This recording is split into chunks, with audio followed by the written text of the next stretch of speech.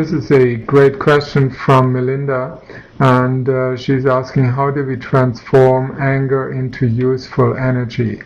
Um, in truth, anger is useful energy.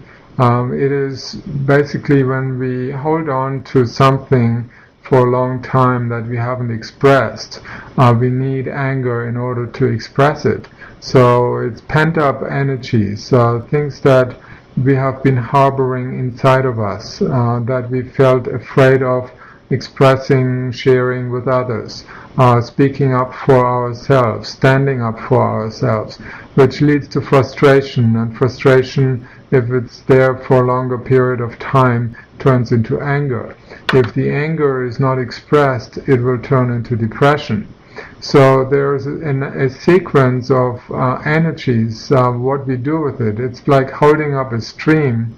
If we hold it long enough by creating a dam, and we don't let the water flow, at least to some extent, then it will overflow and it might break the dam. And this is a sort of the more catastrophic expression, which we call anger. So having an outlet for energies. Everything in life has to flow in order to be gentle and purposeful. Otherwise, the pent up or held up energy will break things, and anger is sort of the more dramatic and destructive energy that will then restore the flow. So anger is not something bad, therefore, if it happens, if it comes out.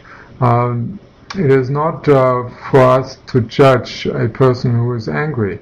If a person is angry, we should be happy that he's able to express his pent-up energies, his emotions that otherwise could cause severe problems to him and lead to depression. So it's better for him to express himself, and it's for us to have the compassion to understand his pain, where he's coming from, and perhaps help him in the process of unwinding and releasement.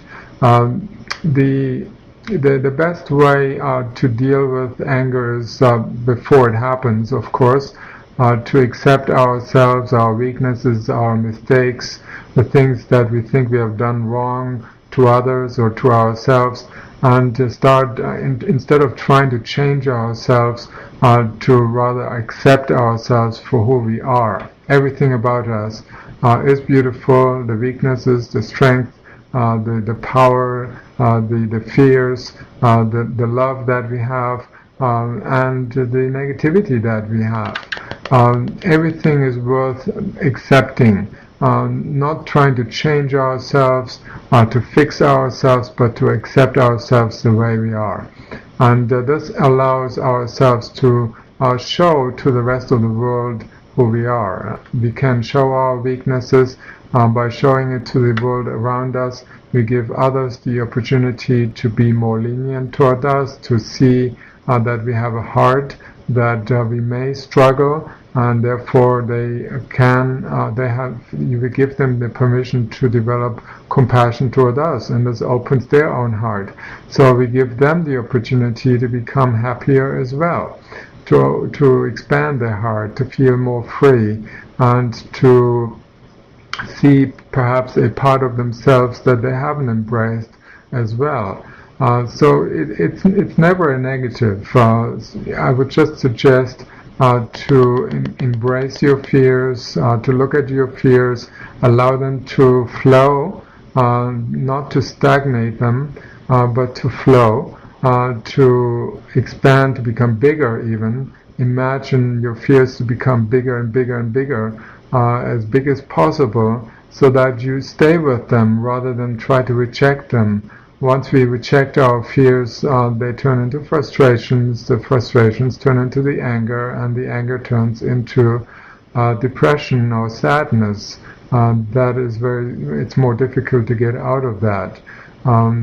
So again, anger has its positives, and we should see it for what it is.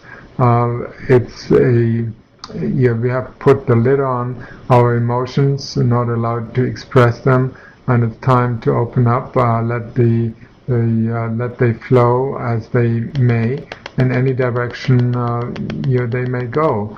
We don't have to be perfect. We are here to live our lives in a way that we can live perfectly well with our imperfections, and we don't have to be perfect about anything. We can be flawed, mistaken, weak, and just by accepting those, we automatically become strong, and we overcome these issues naturally without causing damage to ourselves or our natural environment, to other people as well. Thank you.